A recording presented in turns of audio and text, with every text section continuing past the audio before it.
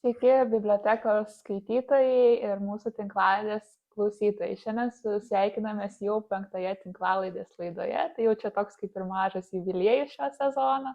Ir šiandien pas mus svečiuojasi Uršulė Padagienė. Labą dieną. Labas. Gal prisistatytume trumpai mūsų klausytojams? Šito klausimo nesitikėjau. Aš esu Uršulė, dirbu čia bibliotekoje jau daugiau nei 5 metus. Mėgstu kultūrą, knygas, meną, teatrą, paukščius, medžius ir tiek. Knygas skaitau, dėl to turbūt čia ir esu. Tai pradėkime nuo tokio klausimo, tai kaip skaitimas suformavo jūs kaip asmenybę? Kokia knyga galbūt turėjo didžiausią įtaką jūsų gyvenime? Neturiu aš tokios knygos iš tikrųjų, kad galvočiau apie tai, kad kažkokia knyga man padarė labai didelį įtaką, bet tiesiog gal man pavardės iš karto į galvą krenta tam tikrų autorių, tokių kaip Ieva Simonaitytė ar Kristina Sabaliauskaitė, ir dabar va naujai išleistą knygą Kotrynos Zylės paskaičiau, ir aš neteikčiau, kad jos formuoja mane kažkaip, bet gal labiau pasakyčiau, kad jos atspindi mano literatūrinį skonį labiausiai. Aš niekada nesusimąsčiau, koks tas skonis, kol dabar Kotrynos knygos nepradėjau skaityti. Ir supratau, kad man literatūroje kalba visgi svarbi yra. Ir ne veltui tos dvi, tai atsiprašau, 3 autorės, jos visos yra lietuvės. Ir skaitant tas knygas, toks jausmas, kad jos plaukia. Tas stilius parašymo, kalbos grožis, jis toks, ir klausyti, ir skaityti, nes aš ir klausau taip pat knygas, jos tokios with the flow, nežinau kaip išsireikšti. Tai nėra tai, kaip mane formuoja, tai labiau gal yra tai, kokį jos mano skonį vysto literatūrinį ir formuoja mano skonį. Tai tos 3 autorės turbūt dabar šiuo metu. Tai žadėjau klausti, pagal ką renkatės knygas, ar pagal autorių, ar pagal nuotaiką, tai suprantu, kad labai autoriai turi didelę įtaką. Turi įtaką autoriai, taip. Ir nėra taip, kad aš renkuosi būtent tik lietuvių, nes man gražu yra lietuvių kalba skaityti knygas, vien dėl to, kad nėra tų vertimo spragų. Ką labai dažnai pastebiu skaitydama verstinę literatūrą. Ir mane labai trikdo iš tikrųjų, kai aš skaitau knygą ir matau, kad, pavyzdžiui, rašo, nepasakysiu dabar, kokioje ten knygai buvo parašyta, bet atidengia ugnį. Yra akivaizdu, kad yra versta iš anglų kalbos, nors tarsi kaip ir galima sakyti atidengia ugnį, bet mes taip nesakome, kalbėdami. Arba vienoje populiarioje beje knygoje, kurią mėgsta labai skaityti ir jinai labai išleista prieš nežinau kokius 6 metus, bet vis dar populiari, Mišelės Obamos biografinė knyga. Tai man tiek užstrigo, kad Mišelė Obama ten anglų kalba rašė Take a shower, o pas mus išvertė priėmė dušą.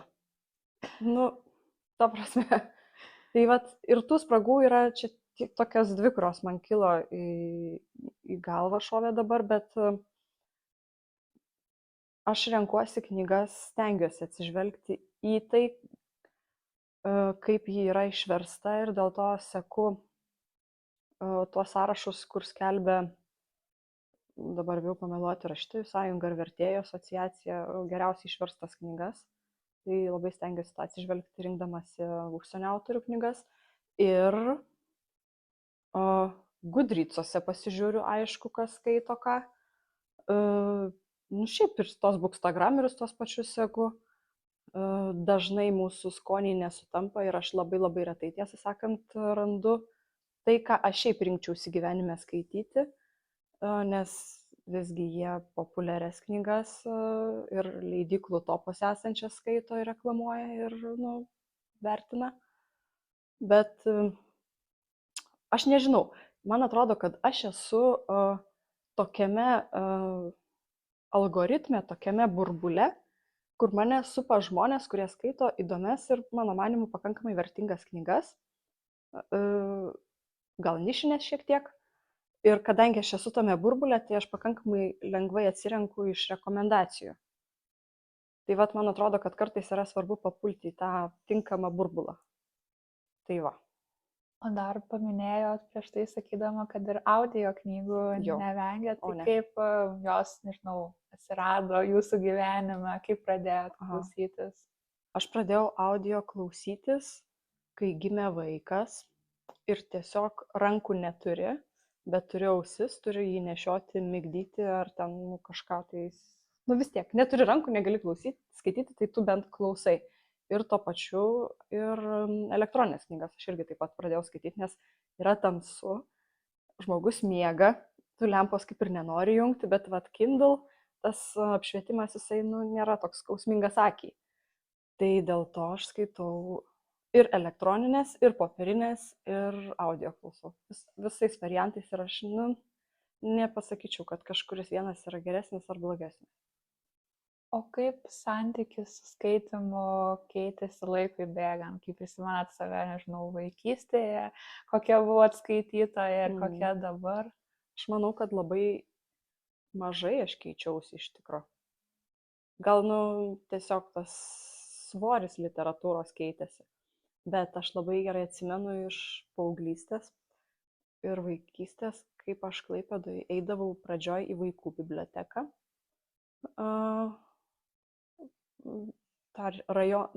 Tose rajonuose, kur būdavo ne ta centrinė, bet Pempininkų biblioteka aš eidavau.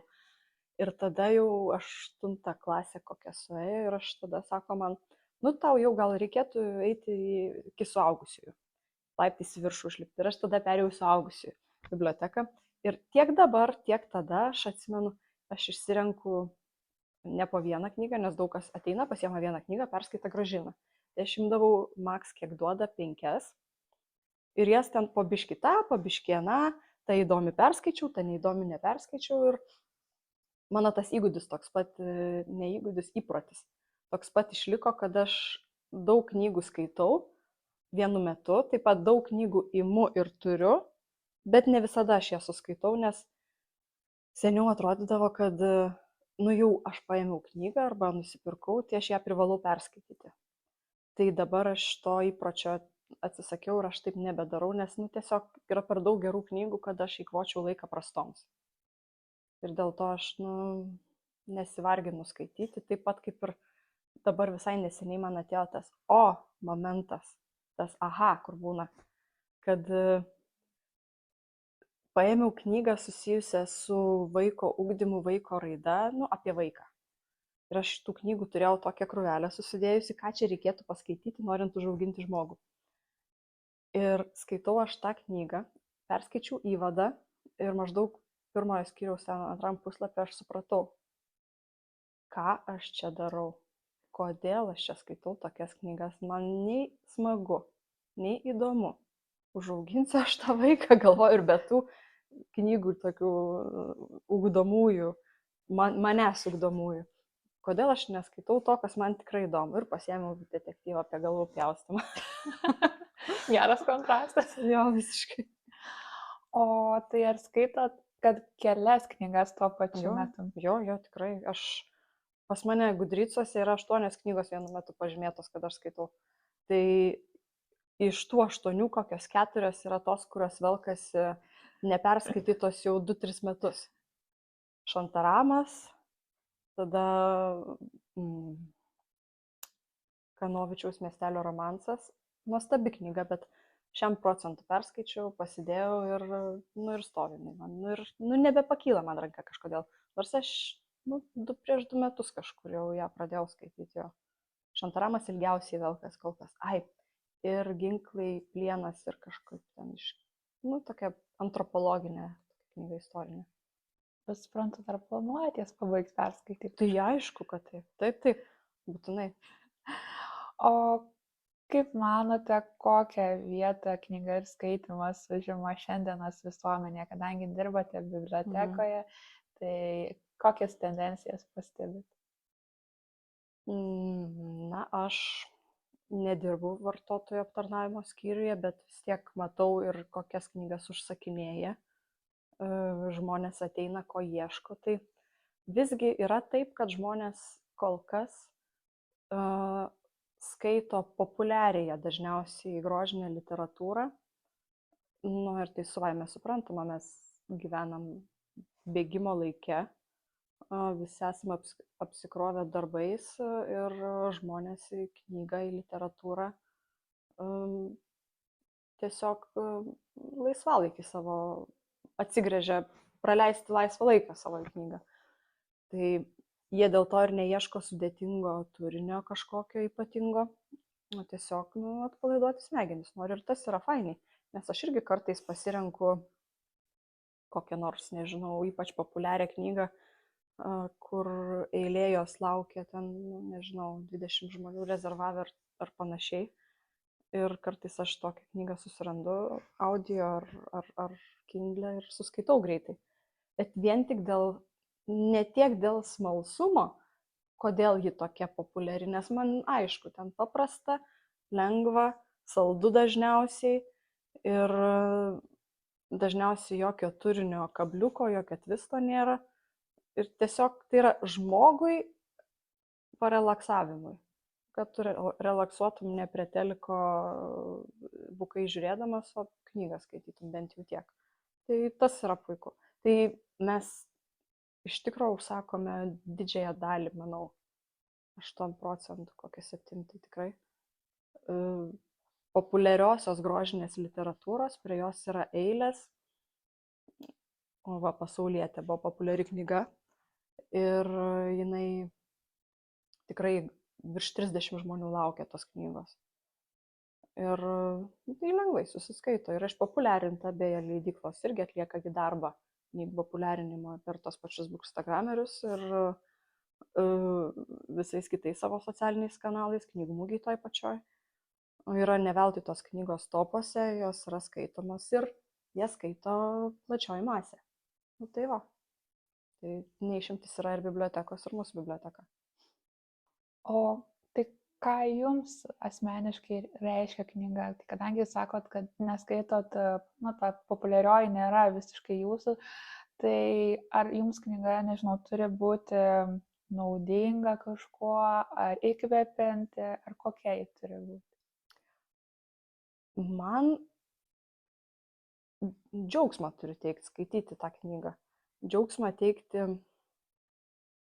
keliomis prasmėmis turbūt. Džiaugsmą teikti savo kalbos grožiu, turtingumu. Džiaugsmą teikti dėl to, kad galėčiau kažką pažinti, pažinimo tavo tokį džiaugsmą. Ir, ir istorija turi būti irgi intriguojanti, sudominanti. Tai aišku, aš ne tik tokia skaitau, bet, pavyzdžių keletą paminėsiu, ne, aš dažnai visiems rekomenduoju ir miniu tokias knygas, kaip juokingai nuskambės, bet Vėjo nublokšti arba Erškėčių paukščiai. Yra klasikų klasika, ar ne? Ir tai yra knyga, kuri, jinai yra išversta, aišku, ne lietuvių jau autorius tai yra, bet yra įdomus siužetas mano akiai.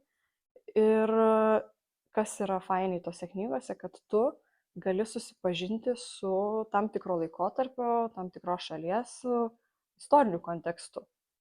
Tai man tas labai patinka, kai knygoje persipina siužetas su istoriniu kažkokiu pasakojimu, kur tu gali pažinti, ar ne, Erškėčių paukščiuose tu pažįsti, kaip Australijos žmonės gyveno, bet o Vėjo nublokšti Amerikos 19 amžius visa istorija, kaip kariavo valstijos pietus ir šiaurė.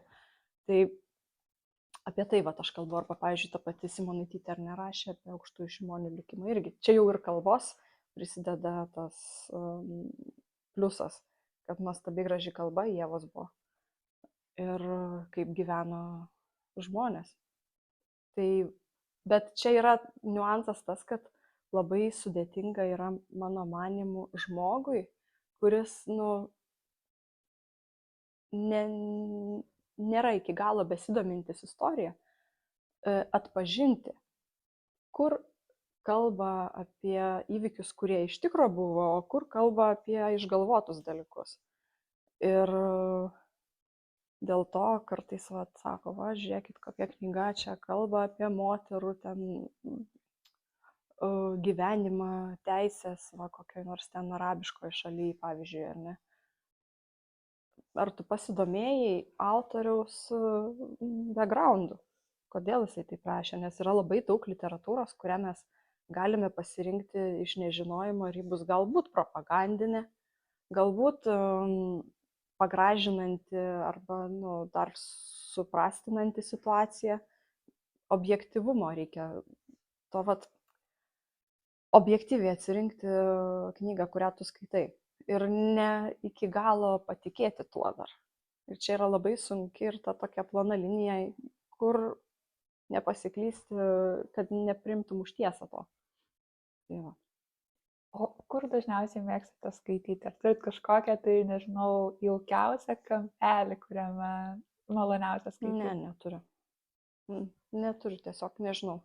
Seniau gal bandžiau turėti, dabar net nežinau, gal nesureikšminu aš to. Man patinka skaityti kažkur išvažiavus. Man patinka, kai nieko aplink nėra, tyla. Pavyzdžiui, pirmadienį varysiu į serviso mašiną, 2 valandas aš turėsiu laisvas ir aš įsivaizduoju, kaip aš ten tam lounge fotelį aš atsėdusi, skaitysiu knygą. Ir man bus labai gerai autoservise, nes niekas aplink netrikdo, nepažįsti tų žmonių, žinai, kad turi laiką. Ir tas laikas tik tau. Ir dar kavos padaro. Tai fantastika. Bet galima sudaryti įspūdį, kad esate ta skaitytoja, kur kiekvieną laisvą minutę išnaudojat skaityti. Ne, tikrai ne. Negalėčiau pasakyti, kad norėčiau, kad tai būtų, bet aš esu ta skaitytoja, kur aš turiu nepaleisti to skaitimo, nes jeigu aš, pavyzdžiui, padėsiu knygą ir tai nesvarbu, ar tai bus audio, ar elektroninė, ar popierinė, jeigu aš padėsiu ją ir vieną ar ten kelis vakarus aš neatsiversiu jos, tai tada aš nueisiu serialą žiūrėti arba kažką kitą daryti. Dėl to man labai toj vietoj yra svarbus nuoseklumas, kad nepraleisčiau dienos be skaitimo, sakyčiau taip, o kad kiekvieną minutę aš skaityčiau, tai tikrai taip nėra, nes aš esu žmogus. Ir aš turiu įdų, kur prisėdus vien tik skaityti, tai kada aš paskraulinsiu, kada aš pažiūrėsiu pro langą į paukščius.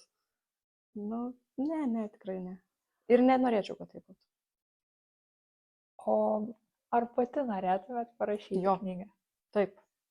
Gal pasidalintumėt, apie ką jį norėtų? Ne, iš tikrųjų, tai aš nujaučiu, apie ką jį galėtų būti ir norėčiau parašyti ir aš manau, kad aš parašysiu knygą, bet tam reikia daugiau žinių, kad ta knyga nebūtų tokia vienkartinė, kaip autorių dabar atsiranda, knygų mugė ypač kokia, ne? Atsiranda autorius, aš čia parašiau knygą. Ir ką? Pavažiavai tu ją, pristatei, išsipardavai tą savo ten 1500, 2000 tiražą ir tu turi knygą. Ir kas tavo pavardę tada žino, kas pamiršo, aš gal turiu ambicijų didesnių, kad tai būtų ne tik vienkartinė knyga apie seilę kokią, arba ten kaip aš užauginau vaiką ir man buvo labai sunku, kad, aš nenoriu taikytis su ta knyga į kažkokią siaurą auditoriją labai tikslinę. Aš norėčiau, kad būtų vertinga knyga. Bet čia yra, aišku, labai jau stipriai skamba. Ir jau gal čia svajonė tokia, galbūt ir neįgyvendinama, bet aš manau, kad geriau yra rimta stipri knyga negu, nežinau, kažkas, apie ką pamirš žmonės ir, maksimai po to už 2 eurus per išpardavimą pirksi. Bet čia labai daug ir sąsajų su tuo, ką jūs pati skaitote, kadangi skaitot rimtesnę literatūrą. Gali būti, taip. aš dėl to ir mokiausi, aš baigiau istorijos studijas, tada bakalauro, tada magistro baigiau kultūrų studijas. Ir visame tame veikia, vis tiek žmogus, veikia skirtingi laikotarpiai, skirtingi gyvenimai, gyvenimo būdai, kultūros sąsajos, sumaištis visokia, ieškai tų jungčių tarp žmogaus ir miesto, žmogaus ir kaimo, ir ten, nežinau. Tos studijos tokios etnologinės šiek tiek dabar buvo. Tai aš manau, kad jeigu aš rašysiu knygą, tai ji bus pagrįsta ir mokslinė literatūra, bet siekčiau, kad ji būtų priimtina ir lengvai skaitoma paprastam žmogui irgi. O kaip? Paprastam žmogui. Lygu kiti nepaprastai. O kaip jūsų nuomonė galėtume paskatinti žmonės daugiau skaityti? Nežinau, gal aš galvočiau, užduosiu verslo planą jums, jeigu norėsite imtis kada nors. Aš matyčiau patogią knygą. Aš manau, kad gal žmogui kartais yra nepatogu nešiotis, nepatogu tiem, kurie mėgsta multitaskinti. Ta knyga yra ne visada patogi šiaip. Tai aš matyčiau, kad galbūt, čia mano labai sena idėja, bet aš ją patobulinau vakar, galvodama apie mūsų interviu. Nepatobulinau, bet išsivystynai šiek tiek. Kad įsivaizduok, įsigyji knygą, dabar knygas mes kai kurias perkame jau aptrauktas toj plėvelėje, ar ne? Tai čia yra jau gerai. Tu įsigyji knygą toje plėvelėje, ta prasme, ne gerai dėl ekologijos, bet gerai dėl mano verslo plano. Atsiverti tą knygą ir toje knygoje yra, pavyzdžiui, kodas kažkoks, ar kodas, ar nežinau, kaip čia tai išsispręstų, bet kažkoks ženklas. Ir tu su tuo kodu vienkartiniu gali tą pačią knygą, kurią nusipirkai popierinę, nes yra žmonės, kurie mėgsta popierinę knygą, pavyzdžiui, aš. Gali ją ir klausyti tą pačią knygą, ir Kindle turėti. Pavyzdžiui, kokią nors dabar, kokia čia knyga stora, ta pati Vėjo nublokšti, čia pavyzdys, naudokime iki galo. Jis yra stora, ar ne? 2 tomai dabar stori, jei neklystu. Kam patogu yra gulint lovoje atsipalaidavus tokią storą knygą skaityti? Niekam nepatogu. Pirštai skauda, atrofuojasi, čia lankstai, čia taip ant vieno šono, čia taip ant kito šono. Nori patogiai skaityti. Tai tu ją paėmi su to kodu, į savo Kindle persikeli ir skaitai Kindle. Bet kadangi tai yra klasika, tai yra knyga, kurią tu turi turėti savo bibliotekoje, tai tu ją tuo pačiu turi savo bibliotekoje. Ir tada tu išeini vakare pasivaikščioti su šunimi ir tau ta knyga vis dar labai įdomi ir tau įdomu, kas čia toliau bus. Tai tada tu kitą kodą nusiskaitai ir tu ją turi audio formatu. Suklausai audio, perskaitai Kindle ar ten skaityklį savo ar ne, bet tu vis dar turi popierinę, kur iš tavo šitam bibliotekoje asmeniniai guli. Prašom, nedėkokite. Tai gal metu susimastyti pačiai apie šią savo verslo idėją. Nežinau, aš ne verslo žmogus esu labai. O ar yra, nežinau, gal kažkokia, gal prisimenat, o gal kartais net esat iš tų žmonių, kur užsirašot, bet, pavyzdžiui, yra kažkokia tai frazė, mintis ar kažkas tai tokio knygoje? Vienintelę turiu. Tai gal galit pasidaryti? Galiu. Iš Vėjo nublokšti. Scarlett pasakė, pagalvosiu apie tai rytoj. Čia mano frazė yra. Tai toks gyvenimo moto? Tai nežinau, gal ir moto, bet kažkas tave labai griaužia ir tu negali nuo to pabėgti, tai tiesiog tiek to, rytoj pagalvosiu. Man labai tinka. Jeigu galima, tai dar gal paklausiu apie biblioteką. Tiesiog, kadangi vis dėlto kalbamės bibliotekos tinklalaidėje ir dirbat bibliotekoje, tai kaip manote, kaip pasikeitė bibliotekų vaidmuo pastaraisiais, nežinau, metais žmonių gyvenime, gal tai biblioteka dabar labai bendruomenė suburianti įstaiga. Tiesiog papasakokit, kaip jums atrodo, koks bibliotekos vaidmuo, kad ir Plungės bibliotekos vaidmuo Plungės mieste. Na, mes visų pirma pro langą pažiūrėkime, mes parke esame.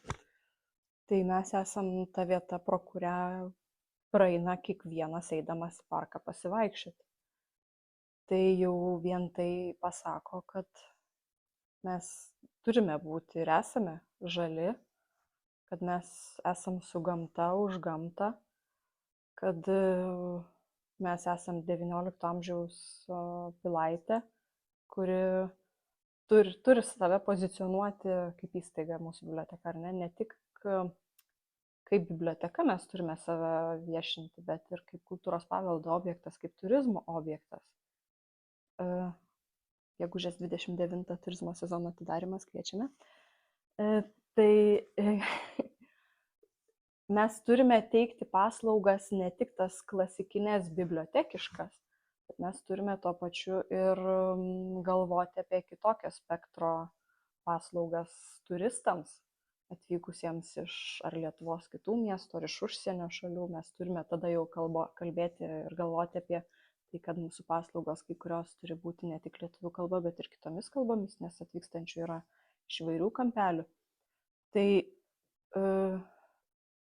tuo mūsų biblioteka ir išsiskiria iš kitų. Ir atsakant į klausimą, kaip ji keičiasi, toks klausimas buvo, taip? Tai aš manau, kad mes kalbame apie tą patį, apie knygą ir apie mūsų istoriją, apie mūsų gamtą, kad mes turime sugyventi su bendruomenė ne tik žmonėmis, bet ir paukščiais, vabzdžiais, kas čia mus supa, voverytėm. Turime patraukliai visą tai pristatyti, edukuodami bendruomenę ir lankytojų savo, nesipareigoti esame tos savo aplinkos, kurioje mes esame. Ir kas pas mus keičiasi iš principo, tai sakau, turinys kaip ir panašus lieka, nes mes žinome, apie ką mes esame, bet iš principo keičiasi technologijos. Ką mes pristatėme kaip naujieną prieš kokius 4-5 metus, tai hologramas tas pačias, ar ne? Ar ten virtualų turą, ar virtualią oranžeriją, QR akmenys ir panašiai. Tai visa tai šiame laikotarpiu jau yra ketvirtis 21 amžiaus praėję. Tai jau nebe naujiena yra. Tai mes turime koja kojom žengti su technologijomis ir su sparčia jų raida. Tai adaptuotis turime. Ir dėl to mums svarbu yra sekti visą tą naujus trendus, naujas madas ir pristatyti ir kalbėti apie tą patį, tik tais jau kitais būdais. O tada paskutinis gal toks klausimas, o kaip sugalvojot dirbti bibliotekai? Ar tai buvo jūsų svajonė, ar tai atsitiktinumas, kokie keliai atvedė būtent į biblioteką? Tai viskas, man atrodo, gyvenime yra atsitiktinumas, aš manau. Aš taip spėčiau, aišku, mano manimu viskas yra kažkur ten, iš ten užrašyta jo, kaip tu gyvensi gyvenimą savo, bet kaip aš atsidūriau bibliotekoje, tai aš manau, kad irgi atsitiktinumas buvo, nes aš tiesiog susipažinau su tuometinė bibliotekos direktorė Violeta ir mes labai susibičiuliavome. Violetai matomai patiko mūsų su kolegė Gintarė idėjos, kad mes pakankamai veržlios, inovatyvios, jaunos, drąsios siūlyti idėjas, tikėti jomis ir keisti kažką tais, įnešti naujo šviežio gūsio į XIX amžiaus pilį. Ir aš manau, kad tiesiog susipažinom, pakalbėjom, žodis nežvirblis ir nutiko taip, kaip nutiko, mes atsidūrėm čia. Tai manau, kad aš neplanavau būti bibliotekininkė, nors išduosiu, jums ir visiems skaitytojams paslapti. Aš 5 klasėje lankiau bibliotekininkų būrelį. Tai kas čia žino, kodėl čia tas mano toks pasirinkimas įvyko. Gal čia ir nebuvo toks jau atsitiktinumas. Gal ir vat ir nebuvo. Tai tada norėčiau pabaigai paprašyti, gal galėtumėt kokį, ar tai linkėjimą klausytojams pasakyti, ar šiaip kažką tiesiog nuo savęs visiems klausytojams ir bibliotekos skaitytojams. Tai aš linkiu skaityti daug, nes reikia, kad žmonės skaitytų ne tik dėl savęs, bet ir tam, kad bibliotekos neišnyktų. Taip. Viskas. Ačiū Jums. Ačiū visiems klausytojams ir susitiksime kitoje laidoje. Ate.